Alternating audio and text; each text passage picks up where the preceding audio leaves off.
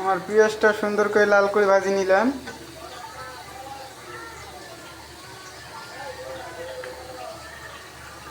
ভাজার পর এখন আমি দিব আদা রসুন।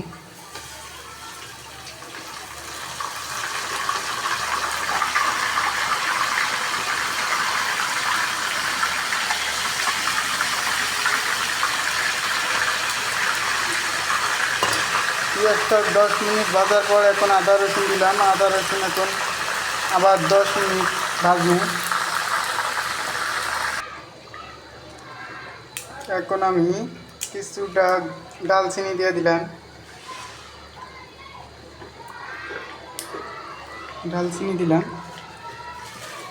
এরপর গরম মশলা দিয়ে দিলাম।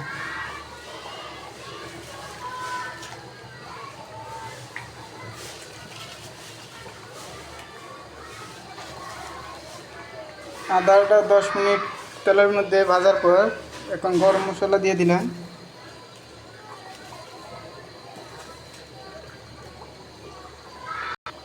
মোটামুটি আদা রসুনটা ভাজা শেষ।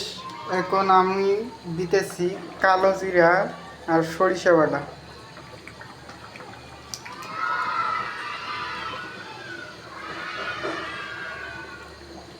এটা দিলে ঝালমুড়ির অনেক সুস্বাদ হয়।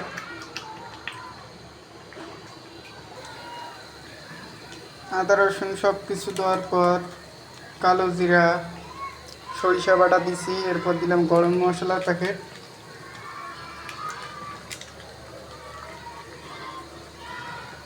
গরম মশলা প্যাকেট দিলাম, এরপর দিলাম টেস্টি সল্ট।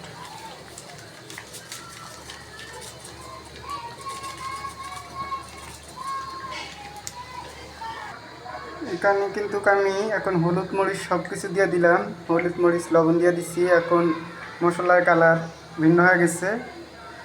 এখানে আমার 5 কেজি মুড়ির মশলা বানাইতেছি। আপনারা ধৈর্য সহকারে একটু দেখার চেষ্টা করেন। এখন কিন্তু আমি ছোলা বুট ঢালি দিলাম। এখন আমার ছোলা বুটটা দেওয়া হয়ে গেছে।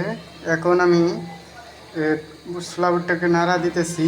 আর মনে করেন এটা এখন ভালো করবে। ভালো করার পর 2-3 মিনিট আর চুলার তাপ দেবো। তাপ দেওয়ার পর এটা নামে ফেলামো।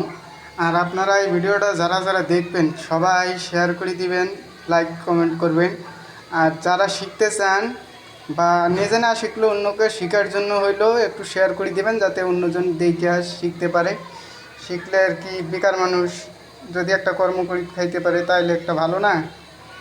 আর মনে করেন প্রতি মাসে যদি নিম্নত দিন 2000 টাকা করে ইনকাম করে, তবুও কিন্তু মাসে 60,000 টাকা। আর মনে করেন আমি তো মাত্র 2 থেকে 3 ঘন্টা ব্যবসা করি, তাতে আমি যদি দেখা যায় 70-80-90 হাজার টাকা যদি কামাইতে পারি, তাহলে আপনারা পারবেন না? আপনারাও চেষ্টা করবেন, আপনারা সারাদিন বিক্রি করবেন, আপনারাও সফলতা পাবেন ইনশাল্লাহ। আপনাদের কাছে আজকের জন্য এই মতো।